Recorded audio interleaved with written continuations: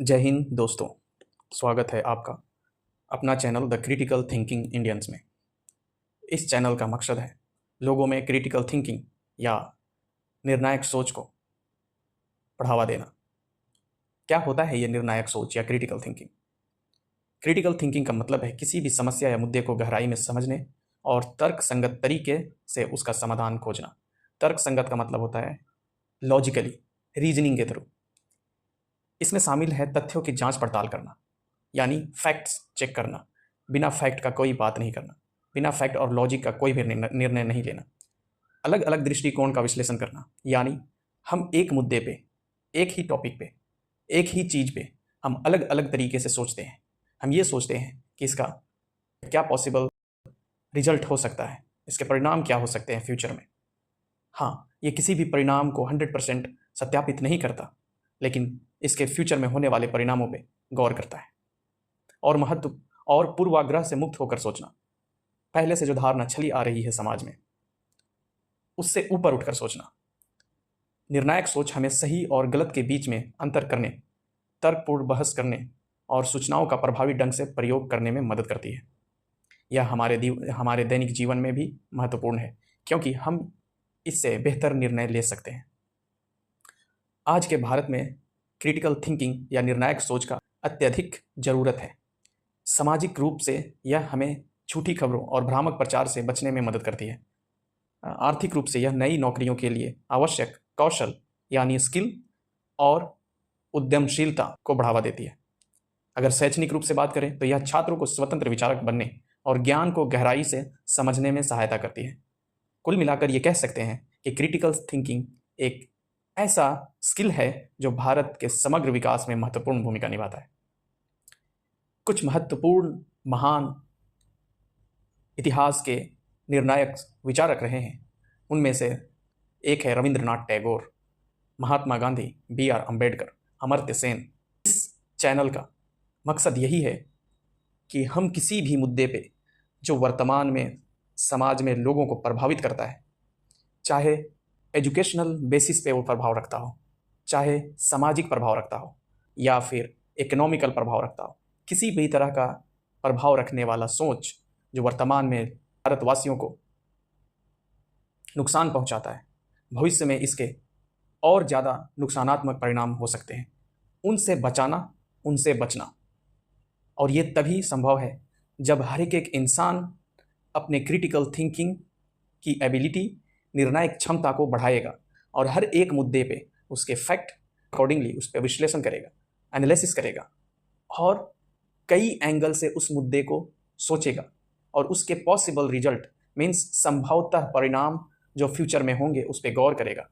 तब जाकर के वो वर्तमान में वो सही निर्णय ले पाएगा उस मुद्दे से रिलेटेड, कि हमें इस मुद्दे को या इस चीज़ को हमें किस तरीके से समाज में लेना चाहिए, इसे बढ़ावा देना चाहिए या इसे रोकना चाहिए या इसे बिल्कुल ही ख़त्म कर देना चाहिए।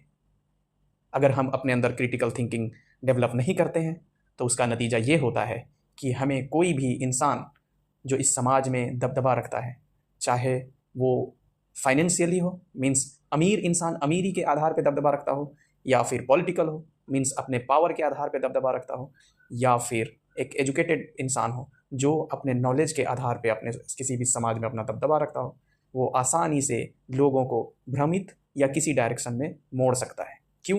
क्योंकि ज़्यादातर लोग किसी भी मुद्दे पे अपने विचार को क्रिटिकली एनालाइज नहीं करते हैं या विश्लेषण नहीं करते हैं और उसके होने वाले परिणाम पे गौर नहीं करते हैं। बस वो देखते हैं जो उन्हें दिखाया जाता है। हमारा एक छोटा सा कोशिश है कि हम समाज में क्रिटिकल थिंकिंग को बढ़ावा दें और लोगों को अवेयर कराएं, लोगों को प्रेरित करें हर मुद्दे को फैक्ट के हिसाब से सोचने का और उसके वर्तमान भविष्य में होने वाले परिणामों पे सोचकर कदम उठाने का। ये हमें वर्तमान में सही निर्णय लेने का एबिलिटी प्रदान करता है।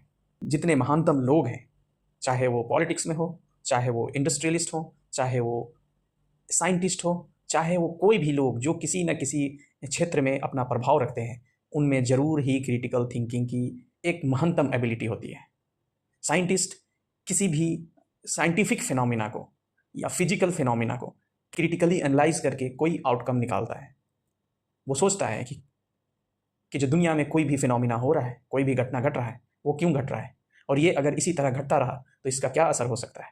जैसे ग्लोबल वार्मिंग, एक साइंटिस्ट उसे क्रिटिकली सोचता है कि अभी जो ग्लोबल वार्मिंग हो रहा है उसके क्या कारण है और इसका परिणाम क्या हो सकता है, और वो लोगों को सचेत अवेयर करने की कोशिश करता है।